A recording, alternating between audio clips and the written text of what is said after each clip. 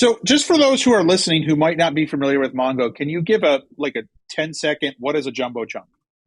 So basically, when you start inserting a lot of data and MongoDB doesn't really figure out that you inserted a lot of data, and it all goes into the same chunk, then it will grow past the size of the chunk, which is 64 megabytes by default.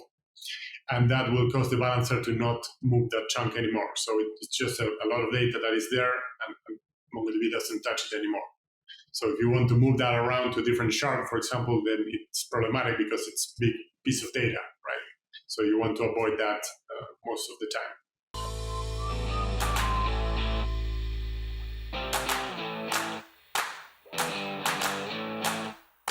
Hi, everybody. Welcome to another episode of the Hoss Talks Foss. I'm here with Ivan Groenewold today from Percona, and we're here to talk about Ivan and his career, what he's done at Percona, the MongoDB ecosystem, and all the fun things in the database space. Ivan, how are you doing today? I'm doing great. Thank you for having me. So, Ivan, you've been in the database space for quite some time now, right? Maybe tell everybody a little bit about you. Sure. So I started my career actually as a security administrator. So in the IT security department. That's unusual. Like most people start like as a DBA or sysadmin, but yeah, I did a couple of years as a security administrator first.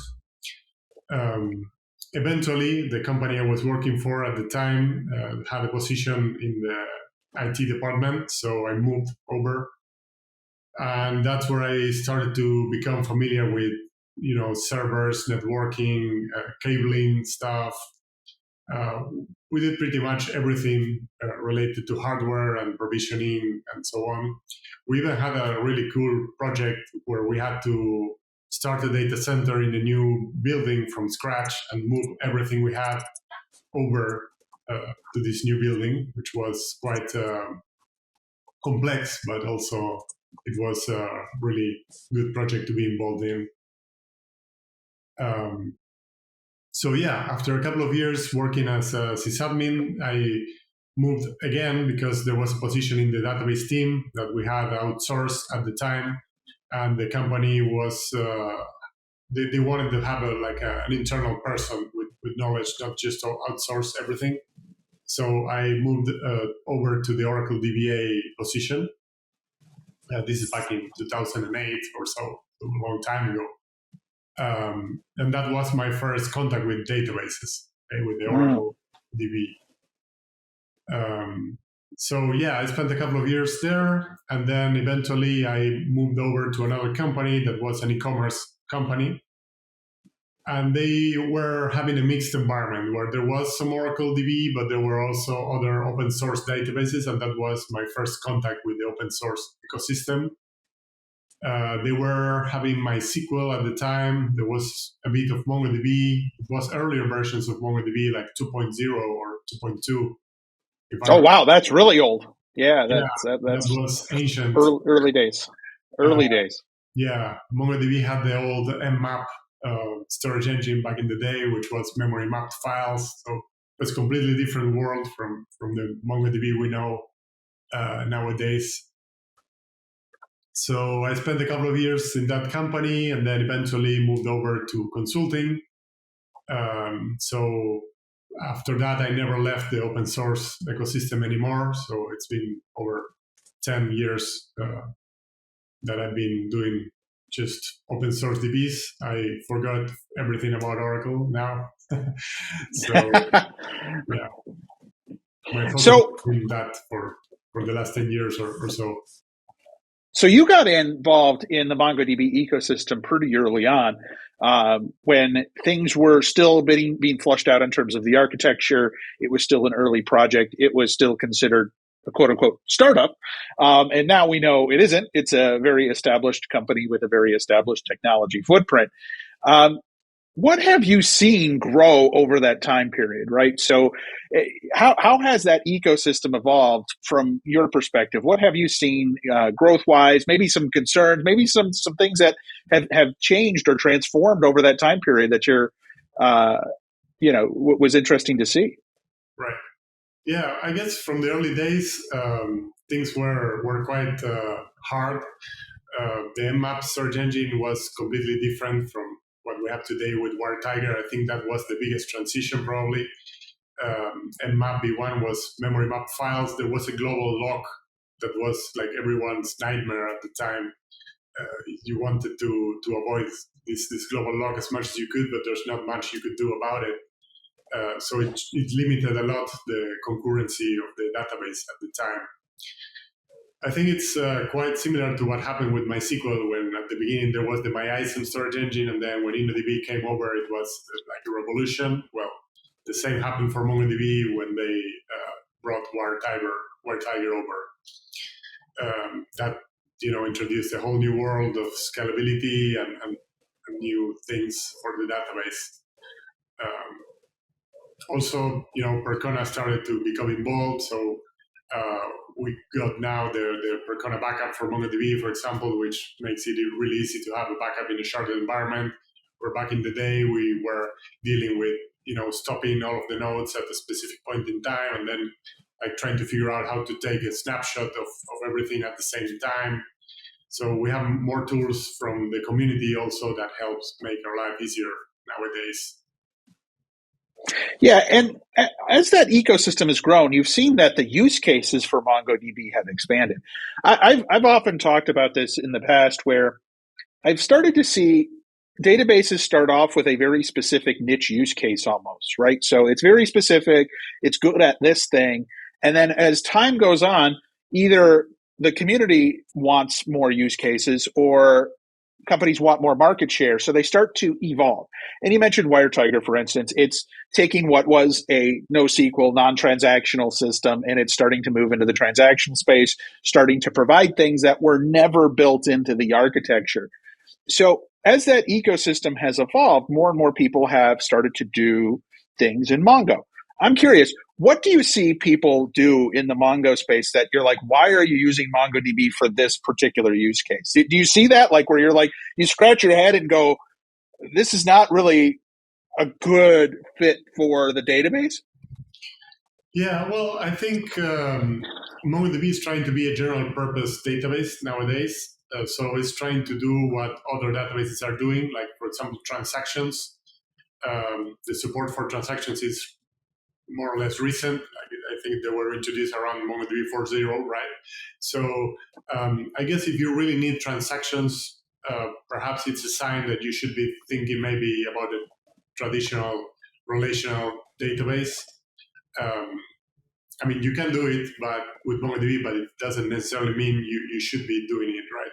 Maybe it's one of the things that can tell you that maybe you should take a look at other type of technology.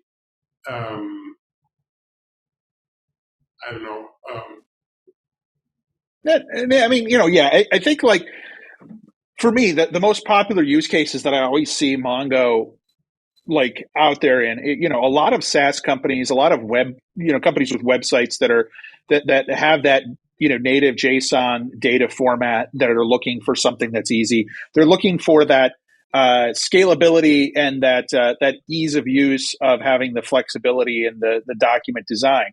And so I see that quite often in gaming companies. If you're building mobile apps, things like that, it's Mongo is still a very popular use case, but I haven't really seen it evolve into more of the corporate systems as much. It's more on the other web app, the application side, things that are more consumer facing. I don't know. Have you experienced that as well? Yeah, to be honest, I haven't seen it for things like, for example, financial data. I think that is more suitable for a traditional RDBMS, like MySQL, for example. That kind of thing, yeah, it's probably not very popular, or at least I haven't seen that a lot. Yeah, and I think that from a Mongo perspective, it has done a good job of kind of encompassing all these different use cases. And like I mentioned, I think the document storage really lends itself well to the web app and the mobile app type design. It lends itself well to a certain sort of workload. But I think one of the interesting things that I always scratch my head at is a lot of people adopt Mongo specifically because of that flexibility. And so they say, oh, I don't need a schema. I don't need to think about validation of my schema or things like that. But you really do, don't you? Because as data grows, ensuring that you have some semblance of good data structures and validation, it becomes more important. Yeah, definitely. And this is why also they introduced this schema validation tool eventually into MongoDB. I think because if not, you run the risk of having mixed data that you don't really know what it is. Like it can get out of control really quickly. It's one strength that you can really add new fields, to documents without any schema changes that are sometimes painful in other databases, but at the same time, that can become really complex and get out of control quickly if you're not careful about maintaining a structure at the very least.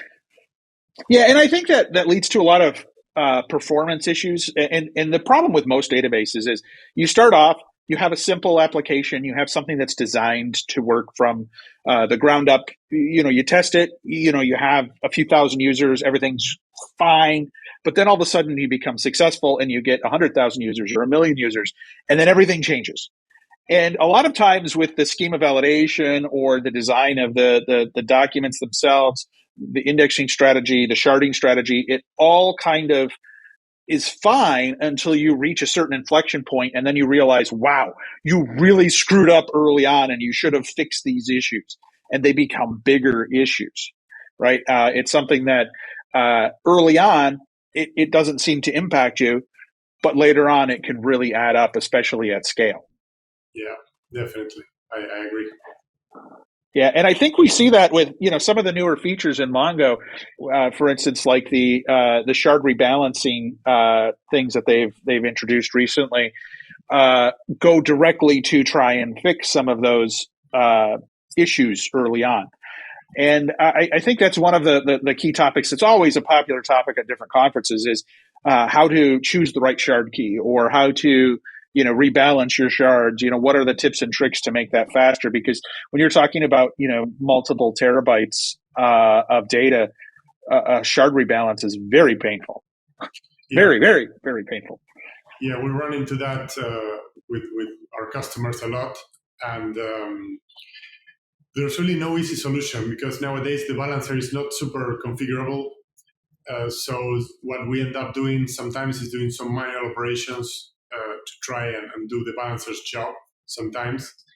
But yeah, I think that is one of the areas where development still needs to do a couple of things to make balancing a bit more configurable, to reduce the impact. And another thing is the jumbo chunks. Okay, that is really a pain, and for that we also run into that with our customers very frequently. I have a few scripts actually that I developed and published in the Percona blog to help with the problems with the jumbo chunks. And also earlier versions of MongoDB were sometimes having jumbo chunks that become undetected. So you really don't know that you have a jumbo chunk. So in one of these blog articles that I was talking about, there is some instructions for dealing with that. And the same is the other way around. When you delete data and then your chunks become empty, there's no way to actually compact them together. So to reduce the number of chunks when you no longer need them. So I had to deal with that problem also and learned about it as well. So just for those who are listening who might not be familiar with Mongo, can you give a 10-second, what is a jumbo chunk? So basically when you start inserting a lot of data and MongoDB doesn't really figure out that you inserted a lot of data and it all goes into the same chunk, then it will grow past the size of the chunk, which is 64 megabytes by default. And that will cause the balancer to not move that chunk anymore. So it's just a lot of data that is there and MongoDB doesn't touch it anymore. So if you want to move that around to a different shard, for example, then it's problematic because it's a big piece of data, right? So you want to avoid that most of the time. So it gets pinned in one area and stuck there until you manually do something to fix it. Right. So as we talk about data sizes as they grow, as things evolve, I'm curious, what are the most common issues that you have to deal with customers coming and asking for help or working on systems? Are there common problems that you see over and over again in the Mongo ecosystem that you really wish people would just stop doing? I don't think there's really a mistake of people doing it. It's just the way that the database is working nowadays. Like scaling up or down the number of shards is costly. Like there's a lot of data to be moved around, whether you want to scale up or scale down. And again, this is the balancer's job to like do all this chunk management. And I think it needs a bit more work because of the configuration of the balancer, for example, or the algorithms that it uses. Sometimes it can have an impact. So normally you define your balancer window to be during the night when there's the least database activity. However, it can still have a significant impact. So I think there's room for improvement in that area. Okay. And I think one of the issues that I see crop up is, modern environments now, everybody wants their own databases. Everyone wants their own setup, which means that, you've got systems that are very large, but you also have lots of little systems as well.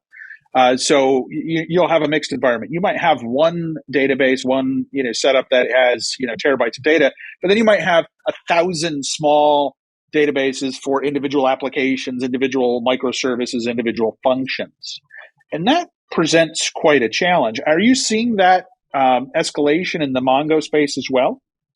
Yeah, definitely. This happens in all the databases, and this is why automation is a key thing to get right from the get go. Because otherwise, you end up with different MongoDB systems that are configured differently or don't follow the same standards. So it's very difficult to manage when you grow. Even though MongoDB has sharding from built in.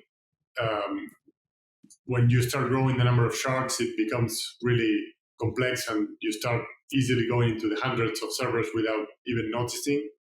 So it's critical to have good automation and also monitoring, right? And that's where PMM kind of comes to help you, right? Yeah, and I mean that automation comes in many different forms, and I think that there's always different tools out there. You have a talk coming up on Ansible and Terraform at Percona Live, but we also see the growth of Kubernetes as a deployment mechanism to deploy MongoDB. We have an operator ourselves to help with facilitate that, but those aren't the only deployment tools and infrastructure and orchestration tools that are out there.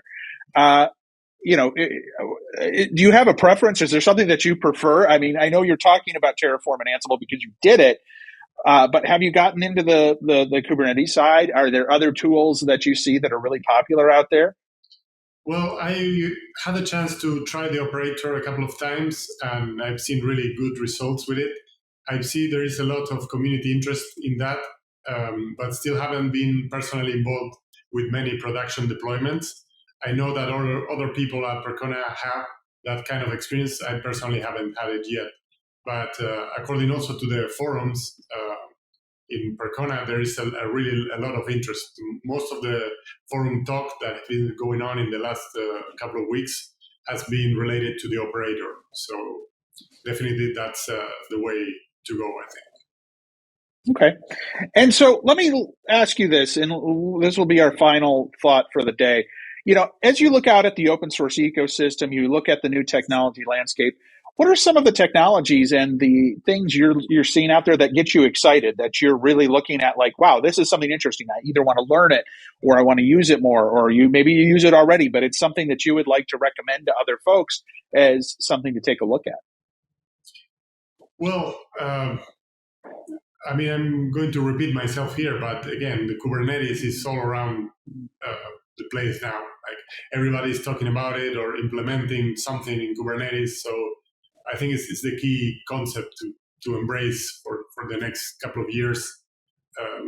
Even if we're not sysadmins, like we're supposed to be DBAs or consultants working with databases, but Kubernetes is going to be a topic whether we like it or not. So it's better to start working with it. The sooner the better.